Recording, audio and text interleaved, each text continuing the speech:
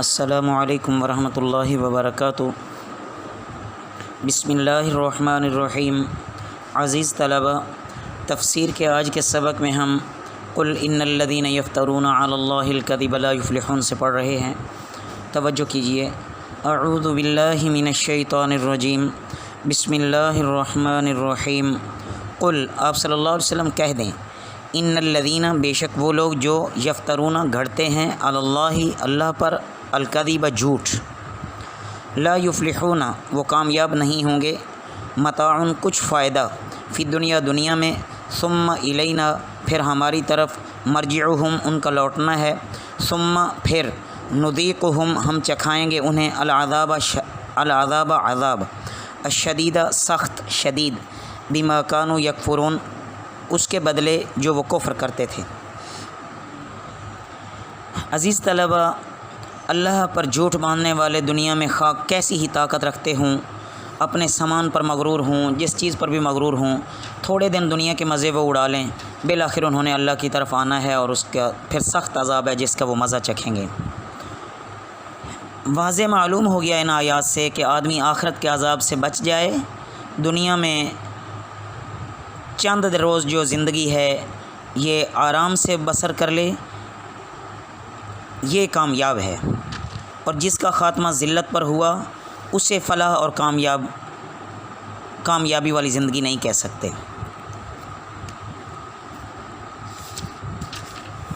وَاتْلُ عَلَيْهِمْ نَبَأَ نُوحٍ، وَاتْلُ اور پڑھو، علیہم ان پر، نبأ خبر، نوح علیہ السلام کی، اذ قال جب اس نے کہا، لقومہ اپنی قوم سے، یا قومی اے میری قوم، ان کانا اگر ہے، کبورا مشکل علیکم تم پر، مقامی میرا قیام، و تذکیری اور میری نصیحت کرنا، بآیات اللہ اللہ کی آیتوں سے، فعلی اللہ پس اللہ پر، توکلت میں نے بھروسہ کیا، فاجمعوا پس تم مقرر کر لو، امرکم اپنا کام، و شرکاءکم اور تمہارے شریک، ثم لا یکن پھر نہ رہے، امرکم تمہارا کام، علیکم تم پر، غمتاً کوئی شبہ، ثم قضوا پھر تم کر گزرو، الیہ میرے ساتھ،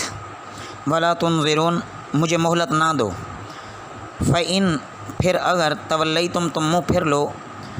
پھیر لو، فما سألتکم تو میں نے نہیں مانگا تم سے، من اجر کوئی اجر، ان اجریہ تو صرف میرا اجر، الا علی اللہ مگر اللہ پر ہے، و امرت اور مجھے حکم دیا گیا، ان اکونا کہ میں رہوں، من المسلمین فرما برداروں میں سے، فکذبوہ تو انہوں نے اسے جھٹلایا، فنجیناہ سو ہم نے بچا لیا اسے، ومن معہ اور جو اس کے ساتھ تھے، فی الفلک کشتی میں، وجعلناہم اور ہم نے بنایا انہیں، خلائف جان نشین، واغرقنا الذین اور ہم نے غرق کیا وہ لوگ جو، کذبوا انہوں نے جھٹلایا، بآیاتنا ہماری آیتوں کو، فانظر سو دیکھو، کیف کان کیسا ہوا، عاقبۃ المنذرین ڈرائے گئے لوگوں کا انجام۔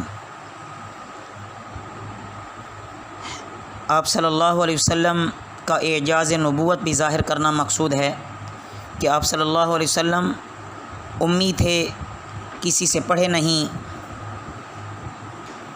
اور آپ صلی اللہ علیہ وسلم جو تبلیغ کرتے تھے وہ اللہ کی طرف سے وحی ہے۔ اس کے بعد ان آیات مبارکہ میں حضرت نوح علیہ السلام کا واقعہ ہے کہ جب انہوں نے مسلسل عرصہ دراز تک تبلیغ کی، قوم نے کوئی اثر نہ لیا، نافرمان ہو گئے، تو بالآخر ان پر طوفان آیا اور سب غرق ہو گئے۔ دنیا میں نوح علیہ السلام کی قوم وہ پہلی قوم ہے جو نافرمانی کے باعث اللہ تعالیٰ کے عذاب سے ہلاک ہوئی۔ حضرت نوح علیہ السلام نے اپنی قوم کو مخاطب کر کے کہا کہ تمہاری خوشی یا ناخوشی، تمہاری موافقت یا ناموافقت کی مجھے کوئی پرواہ نہیں ہے، میرا بھروسہ اللہ پر ہے، میں تم سے کوئی اجر نہیں مانگتا، میں اللہ کا جب فرما بردار ہوں تو اسی کے ذمے میری اجرت ہے، میں بلا خوف جو خدمت میرے سپرد کی گئی ہے میں اسے کر رہا ہوں۔ ہمیشہ اہل باطل برباد ہوتے ہیں اور اہل ایمان صبر اور توکل پر قائم رہ کر ہمیشہ کے لیے کامیاب ہو جاتے ہیں۔ جیسا کہ جب طوفان نوح آیا تو نوح علیہ السلام کی جو نافرمان قوم تھی وہ اس میں غرق ہو گئی، اور جو فرما بردار تھے وہ حضرت نوح علیہ السلام کے ساتھ بچ نکلنے میں کامیاب ہو گئے۔ اللہ تعالیٰ نے ان کو کامیاب فرما دیا اور عذاب سے بچا لیا۔ ثم بعثنا، پھر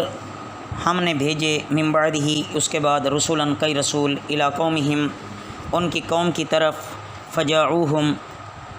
وہ آئے ان کے پاس، بالبینات، روشن دلیلوں کے ساتھ، فما کانوا لیؤمنوا، سو ان سے نہ ہوا کہ وہ ایمان لے آئیں، بما، اس پر جو کذبوا، انہوں نے جھٹلایا، بہ من قبل، اس کو اس سے پہلے، کذالک، اسی طرح، نطبع، ہم مہر لگا دیتے ہیں، علی قلوب المعتدین، حد سے بڑھنے والوں کے دلوں پر۔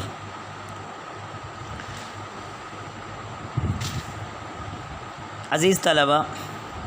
اس آیت مبارکہ میں یہ بیان فرمایا گیا ہے کہ صرف ہم نے نوح علیہ السلام کو نہیں بھیجا، بلکہ نوح علیہ السلام کے بعد بھی ہم نے رسول بھیجے۔ سارے نبی کھلم کھلا دلائل کے ساتھ آ کر اپنی قوم کو توحید کی طرف بلاتے رہے، رسالت کا پرچار کرتے رہے، اللہ کے احکامات بتاتے رہے، لیکن قانون قدرت یہی ہے کہ دلوں پر جب مہر لگ جاتی ہے تو اول جو لوگ تکذیب کرتے ہیں پھر اس پر ضد کرتے ہیں، اور وہ اسی ضد کی روش کو اختیار کر لیتے ہیں، دشمنی اختیار کر لیتے ہیں، یہاں تک کہ اللہ دل بگاڑ کے رکھ دیتا ہے اور حق کو قبول کرنے کی طاقت ہی نہیں رہتی۔ تو اللہ رب العزت سے دعا ہے کہ اللہ رب العزت ہمارے قلوب کی، ہمارے جسموں کی، ہماری روح کی اصلاح فرمائیں۔ وما علینا الا البلاغ المبین۔